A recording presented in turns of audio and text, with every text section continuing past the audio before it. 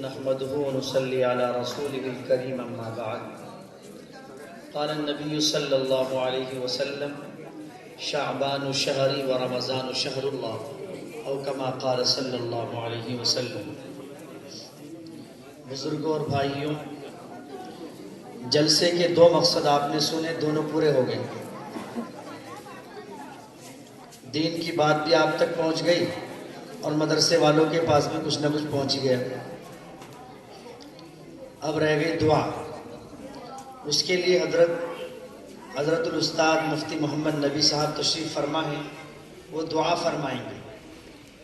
اب اتنی رات کو تقریر کرنے کا کوئی خاص موقع نہیں ہے، لیکن چونکہ اتوار میں شب برات ہے، اس کے متعلق دو تین باتیں عرض کروں گا جو بہت ضروری ہے۔ تو آپ 10 منٹ کے آس پاس تک میری بات سنیں، اس کے بعد دعا ہو جائے گی۔ چونکہ آپ کو سونا بھی ہے، رات یقیناً بہت ہو گئی۔ اگر یہ جلسہ صبح فجر کی نماز کے ترک کا سبب بنے تو یہ ہمارے لیے نحوست بن جائے گا۔ تو اس لیے وقت کی نزاکت کو سمجھتے ہوئے کچھ زیادہ نہیں کہنا، بس اتوار میں شب برات ہے، اس کے متعلق دو تین بات عرض کرنی۔ ماشاءاللہ آپ نے 12 بجے تک بیٹھنے کا وعدہ کر رکھا ہے، انشاءاللہ اس سے اوپر نہیں جانے دیا جائے گا۔ دیکھو بھائی، شب برات کو آپ یہ سمجھیے کہ شب برات اس امت کا ایک آفر ہے۔ آج کی اس دنیا میں ہر انسان ہر کام کے لیے آفر کا متلاشی رہتا ہے۔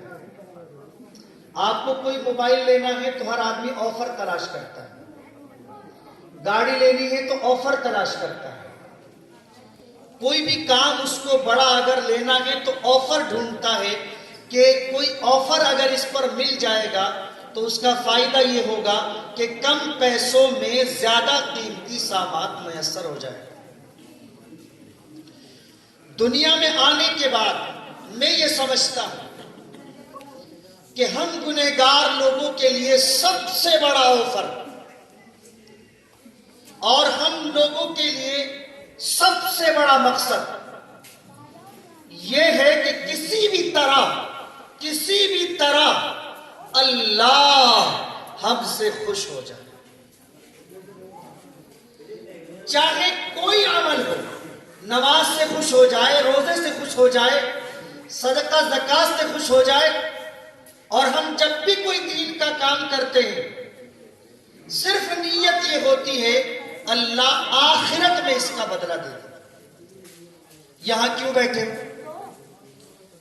کس مقصد سے آئے ہو یہاں؟ خدا کی قسم ان جلسوں کا مقصد صرف یہی ہے کہ ہمارے علماء آ رہے ہیں، قرآن و حدیث کے متعلق بات کریں گے، وہ سنیں گے۔ ورنہ آپ کو تو بھاگ جانا چاہیے، 10-10 ہزار روپے بھی آپ سے لیتے ہیں اور 10-12 بجے تک آپ کو یہاں بٹھا کے رکھتے ہیں، پھر بھی تو بیٹھتے ہو کیوں؟ ارے اللہ نے اگر کبھی نہ کبھی معافی کا قلم چلا دیا، ہم جیسے گنہگاروں کا بیڑا پار ہو جائے۔ یہی تو نیت ہے۔ تو ہمارا سب سے بڑا مقصد ہے اللہ ہم سے خوش ہو جائے، اور اللہ کو خوش کرنے کے آفر میں سے ایک آفر ہے شب برات۔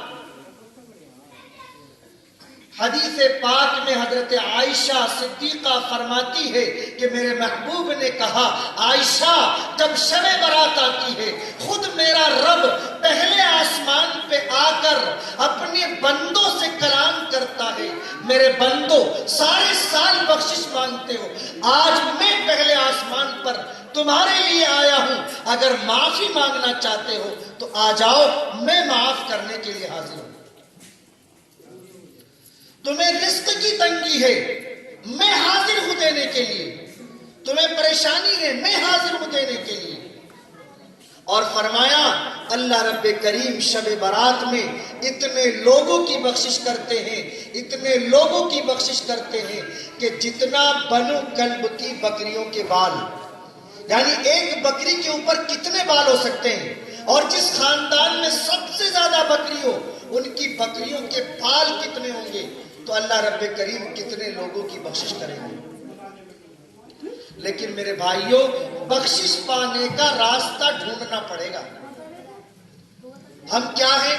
شب برات آتی ہے، ہمارے نوجوان بھائیوں کو تو ایک کام ملتا ہے، بھائی شب برات ہے، رات کو جاگنا ہے. اور جاگنا کیا ہے؟ خود بھی جاگیں گے اور سارے گاؤں کے کتوں کو جگائیں گے، کسی کو سونے نہیں دیں گے. وہ سمجھتے ہیں رات کو جاگنا عبادت ہے.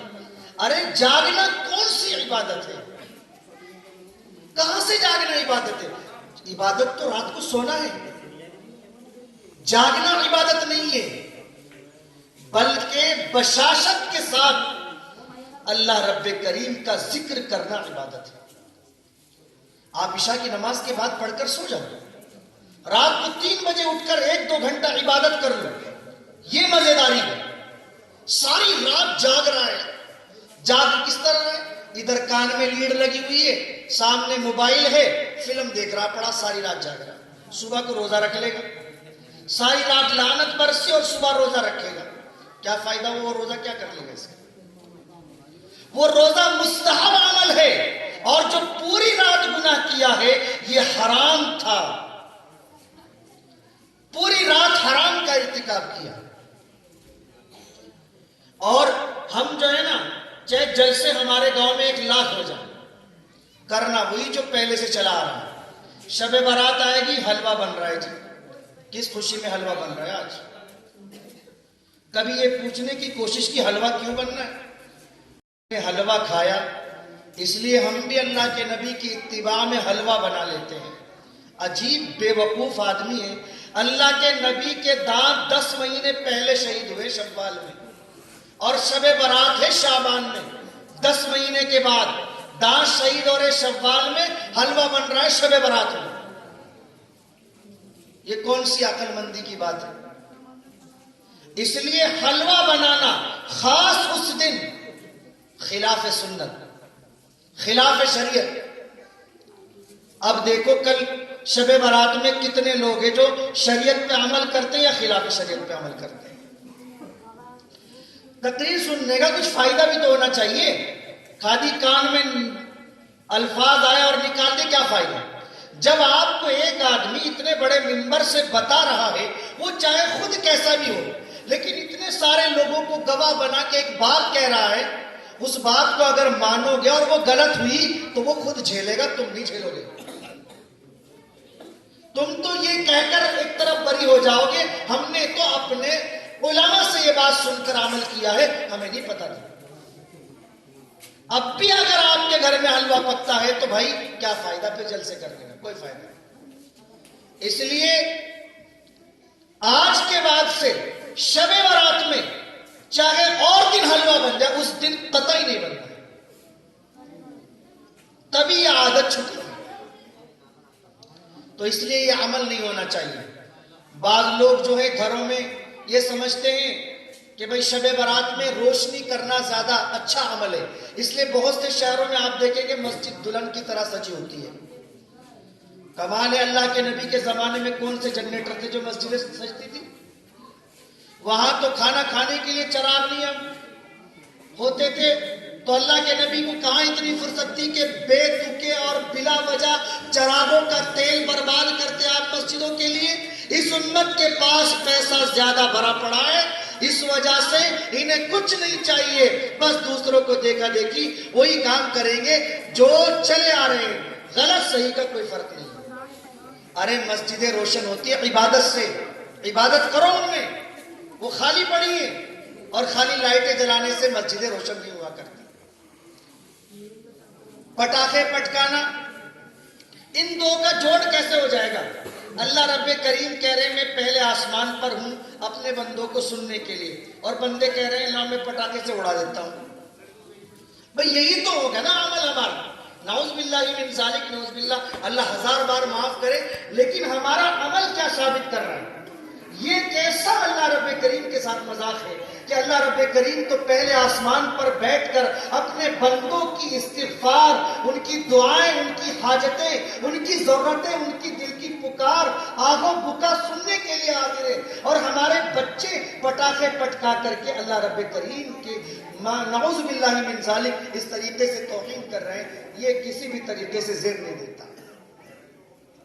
اس لیے اپنے بچوں کو قطعی بھی، بلکہ دکاندار کو چاہیے ایسے موقع پر تو خدا کے بندے اپنے پیٹ کو نہ دیکھ، ارے کم سے کم اس موقع پر دیکھ لے یہ پٹاخے شب برات میں چلیں گے اور تیری دکان سے لیے جائیں گے، تیرے لیے کون سی ان کی کمائی جائز ہو جائے گی؟ تو کم سے کم وہی خیال رکھ لے ایسے موقع پر نہ لائیں۔ تو اس لیے بھائی اس کا بھی دھیان رکھیں۔ اور ایک ہم سمجھتے ہیں کہ شب برات میں قبرستان میں جانا ضروری ہے، صبح صبح سب قبرستان جاتے ہیں، قبرستان تو روز جانا چاہیے تاکہ پتہ چلے کہ ہمارا اصل گھر کیسا ہے، ہمارے ماں باپ باپ دادا وہاں پڑے ہیں، خدا نہ کرے کسی بیچارے کو ایک نیکی کی ضرورت ہو، اگر ہم روز جا کر یہ سارے ثواب کریں گے تو ان کا بیڑا پار ہو جائے گا، اس لیے وہاں تو روز جانا چاہیے، لیکن شب برات میں قبرستان جانے کو عبادت سمجھنا یہ سب سے بڑی ہماری بات۔ ایک مرتبہ شب برات میں قبرستان گئے، باقی کبھی نہیں گئے، تو اس وجہ سے اس کو بھی سمجھنا اور قبرستان جانے کو لازم سمجھنا یہ بھی فضول اور بیکار کا عمل ہے، اس سے بھی احتراز کرنا چاہیے۔ اور سب سے اہم کام اس دن ہمیں اللہ کی عبادت کرنی ہے، اور عبادت کا سب سے بہترین مقام ہے تنہائی۔ ہمیں درد ہے، ہمیں دکھ ہے، آپ کی تکلیف ہے، مجھے کیسے پتہ چلے گا؟ ارے میری دعا کرنے سے کیا ہو رہا ہے؟ تمہیں تکلیف ہے، رات کو اٹھو، اپنے گھر کے کونے میں مصلی بچھاؤ اور اپنے اللہ سے اپنی تکلیف بیان کرو، اپنا درد ظاہر کرو، اپنی ضرورت بتاؤ۔ اللہ رب کریم نے خود قرآن کریم میں فرمایا وَنَحْنُ أَقْرَبُ إِلَيْهِ مِنْ حَبْلِ الْوَرِيدِ کہ ہم تو تم سے تمہاری جان سے بھی زیادہ قریب ہیں۔ تو اپنی حاجت اپنے رب کے سامنے اپنے گھر میں تنہائی میں بیان کرے، وہ دعا سب سے زیادہ قبول ہوگی۔ اور اس وقت جو امت کے حالات چل رہے ہیں، کئی فلسطین کے حالات ہیں، کئی ہلدوانی کے مسلمانوں کے حالات ہیں، وہ سب ہمارے بھائی ہیں۔ اللہ کے نبی نے فرمایا کہ سارے مسلمان ایک بدن کی طرح ہے، جس طرح اگر انگلی کو چوٹ لگے تو پورا بدن میں تکلیف ہوتی ہے، ایسے ہی دنیا میں کہیں بھی ہمارے بھائی پریشان ہوں ہمیں تکلیف ہونی چاہیے، اور ایسے موقع پر ہمیں اللہ سے دعا کرنی چاہیے کہ اللہ رب کریم ہمارے ان بھائیوں کو بھی اور ہم سب کو بھی امن و امان میں رکھیں، اور اللہ تبارک و تعالی ہمارے دیش کے حالات بدلیں، مسلمانوں کے مستقبل کو بدلے، ورنہ آج اللہ کے فضل و کرم سے ہم دین کی باتیں بیٹھے سن رہے ہیں، اگر یہ حالات رہیں تو کل ہمیں کوئی دین کی بات نہ بتانے والا ہوگا اور نہ ہی ہمارے پاس کوئی سنانے والا ہے۔ تو اس لیے بھائی ان کی ہمیں قدر کرنی چاہیے اور ایسے موقع پر اپنے اللہ کو راضی کرنا چاہیے۔ اور وقت ہو چلا، بس دو بات 2 منٹ میں بتاتا ہوں کہ 2 عام بیماری ہمارے اندر پیدا ہے۔ ایک تو ہم کپڑا پہنتے ہیں ٹخنوں سے نیچے، 1 لاکھ شب برات بھی اگر جاگ لے گا تب بھی ٹخنوں سے نیچے پجامہ رکھنے والے کی بخشش نہیں ہوگی، حدیث میں نہیں کہہ رہا، 1 لاکھ شب برات بھی اگر جاگے گا تب بھی اس کی بخشش نہیں جس کا پجامہ ٹخنوں سے نیچے ہے۔ اس لیے یہ عادت کر کے اگر ہم چاہتے ہیں بخشش ہو جائے، اللہ کے نبی نے منع